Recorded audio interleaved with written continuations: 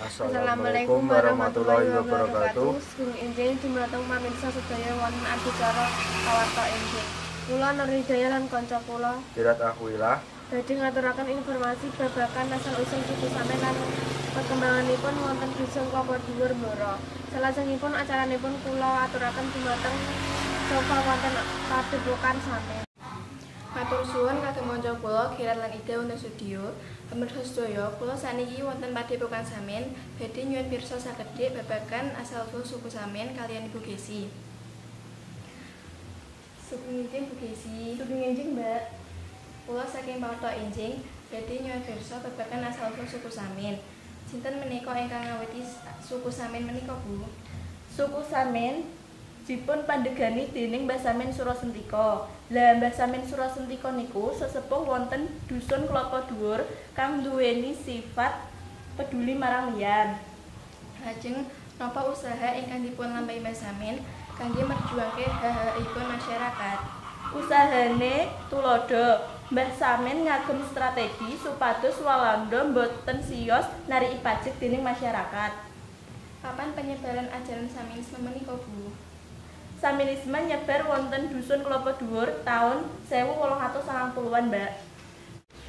Ajeng kados pundi kauripan warga Dusun Klapa Dhuwur ingkang tesih ngangge ajaran Samenisme kasebut, Bu? Napa tesih sami kaliyan warga suku Samen rumiyin? Kauripan warga suku Samen sakniki boten sami kaliyan suku Samen rumiyin, Mbak. Rumiyin suku Samen nggadhahi sifat jujur, gotong royong, lan seneng tetulung marang liyan. Ananging sakniki sampun kapengaruh dening masyarakat Jawi. Matur suwun Bu Gesi, sampun maringi informasi dumateng kita sedaya. Nggih. Pamirsa, makaten andharan saking Bu Gesi minangka warga Dusun Klapa Dhuwur.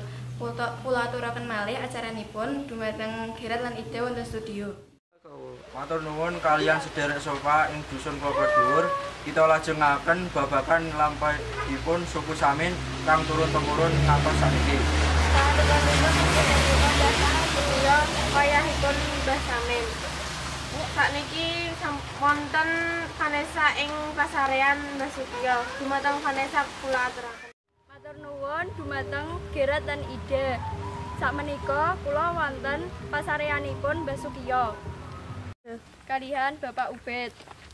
Sugeng enjing, Pak. Sugeng enjing, Mbak. Kula wonten mriki badhe nyuwun pirsa sekedhik babagan Mbah Sukiyo. Kinten-kinten kapan tindak lampahipun Mbah Sukiyo punika, Pak? Tindak lampahipun Mbah Sukiyo niku kinten-kinten taun 1917 sampai 1950-an, Mbak. Lah Mbah Sukiyo niku sami kalih Mbah Samen. Jujur lan seneng tetulung maring masyarakat kirang mampu, Mbak. Lajeng punapa kemawon ingkang dipun tulung Mbah Sukiyo dumateng tiyang kirang mampu? Lah Mbah Sukiyo niku biasanya maringi kebutuhan maring masyarakat kirang mampu ing dusun mriki. Lah wonten sekawan masyarakat kirang mampu ing dusun mriki. Mbah Sukiyo uga mbela hak-hakipun masyarakat kala wau. Direwangi adol lembu kangge bayar pajak kala wau. Mbah Sukiyo ugi remen maringi hasil-hasil palawijanipun nggih. Nggih, Mbak, niku. Nek arep nyuwun palawija, tela lan sak sanes-sanesipun niku kudu sanjang dhisik kalih Mbah Sukiyo. Lajeng sinten ingkang ngrumat pasareanipun Mbah Sukiyo? Nah, sakniki tesih wonten sekedhik penganute Mbah Sukiyo. Biasane niku nek teng makame Mbah Sukiyo niku Selasa Kliwon, Mbak. Matur suwun dumateng Bapak Ubed ingkang sampun maringi informasi dumateng kita sedaya. Nggih, Mbak, sami-sami. Lajeng kula aturaken malih acaranipun dumateng Kirat lan Ida ing studio. Matur nuwun dumateng Vanessa wonten pasarean Klapa Dhuwur. Kala wau pawarta ingkang pungkasan dinten menika. Menawi wonten kelepatan saking kula Kirat Akhwilah Lan kula Nur Hidayah kita wakili tim pawarta enjing nyuwun pangapunten. Sugeng enjing lan wassalamualaikum warahmatullahi wabarakatuh.